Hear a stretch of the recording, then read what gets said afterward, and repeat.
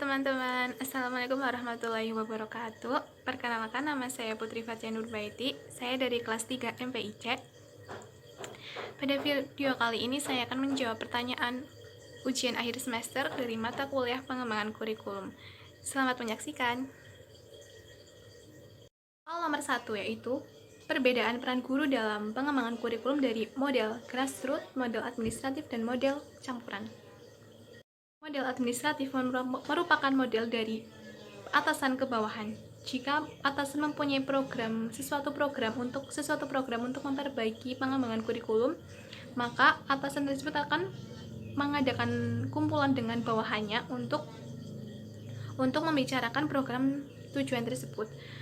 Nah, peran guru dalam model ini hanya sebagai implementator saja atau sebagai pelaksana saja dan tidak ada wewenang untuk mengubah kurikulum yang sudah dibuat oleh atasannya.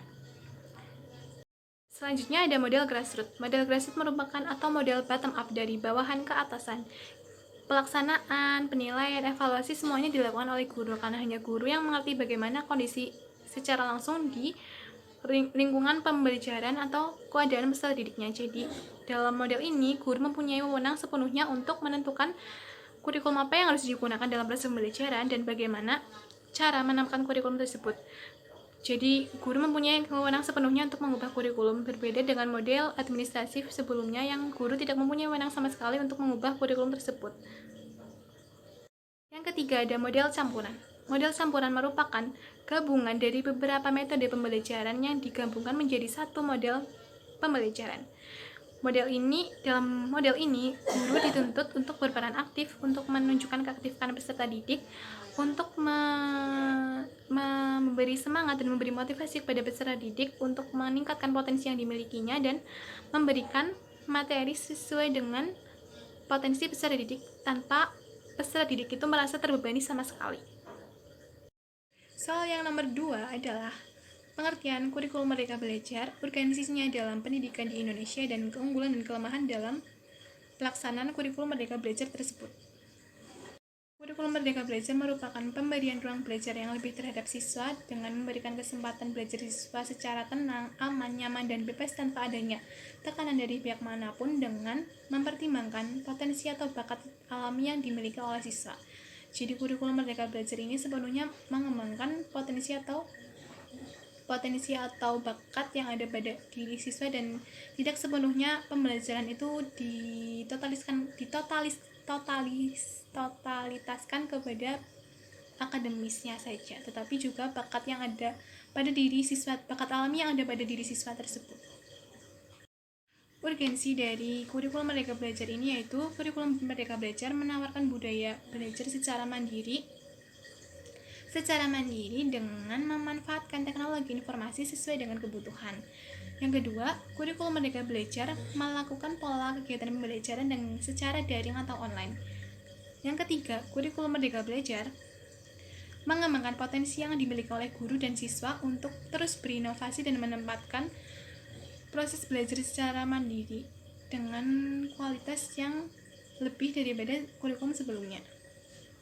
Keunggulan dari kurikulum Merdeka Belajar yaitu yang pertama, kurikulum Merdeka Belajar membebaskan peserta didik untuk bebas berekspresi karena peserta didik leluasa dalam memilih model pembelajarannya sesuai dengan potensi yang dimiliki. Yang kedua, kurikulum Merdeka Belajar tidak mengharuskan semua siswa itu sama dalam bidang akademisnya karena menyadari bahwa setiap siswa pasti mempunyai skill dan potensi yang berbeda-beda, maka tidak semua itu harus sama. Yang ketiga, RPP 1 lembar, karena dengan metode kurikulum Merdeka Belajar yang hanya melaksanakan pembelajaran sesuai dengan potensi yang dimiliki siswa, jadi guru hanya mengarahkan saja. Maka dari itu, RPP 1 lembar ini mengurangi sedikit beban guru, dan tugas guru di sini hanya mendampingi dan mengarahkan potensi peserta didik tersebut. Itu keunggulannya. Yang selanjutnya pasti ada kelemahannya. Jadi, kelemahan kurikulum Merdeka Belajar itu adalah kekurangannya yang pertama yaitu membutuhkan banyak biaya dan membutuhkan banyak waktu. Yang kedua, kurikulum Merdeka Belajar ini gurunya masih belum dikatakan bisa merdeka karena guru yang diangkat itu masih dilihat dari pengalaman dari kuliahnya. Yang ketiga, kurangnya referensi. Karena kurikulum Merdeka Belajar ini dikatakan masih baru, maka masih sedikitnya buku-buku referensi yang ada untuk menunjang keberhasilan kurikulum Merdeka Belajar ini. Selanjutnya, soal yang ketiga, yaitu kenapa guru memerlukan RPP dan komponen utama apa yang ada pada RPP dan berikan dasar teoritisnya. Seorang guru memerlukan RPP karena RPP tersebut merupakan tujuan pembelajaran. Setiap poin yang ada atau setiap pokok bahasan yang ada pada RPP tersebut pasti mempunyai tujuan yang berbeda-beda. RPP ini juga dibuat supaya pembelajaran berlangsung secara sistematis, mempermudah keberhasilan belajar siswa dan menentukan pola pembelajaran, memudahkan penyampaian materi dan menghemat waktu dan tenaga. Yang terakhir ada evaluasi dan refleksi proses pembelajaran. Jadi RPP ini wajib dibuat karena di sisi lain untuk membantu proses pembelajaran juga untuk meningkatkan sebagai acuan untuk peningkatan pembelajaran yang dilakukan.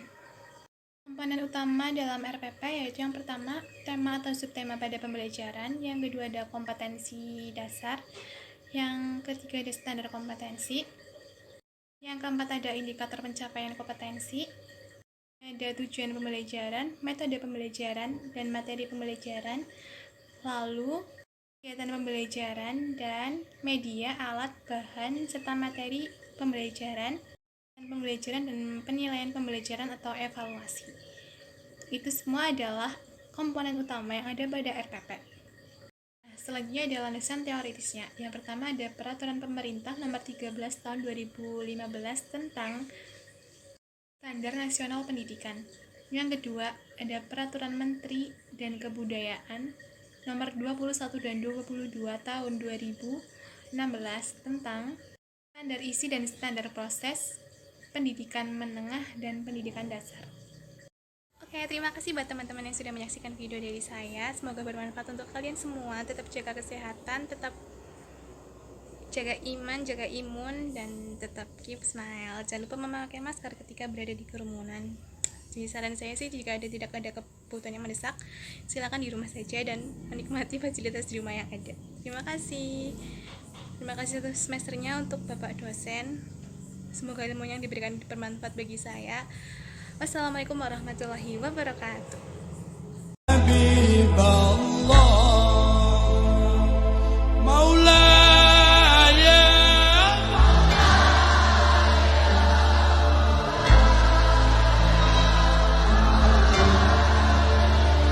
Allah ya Rasulullah, Allah ya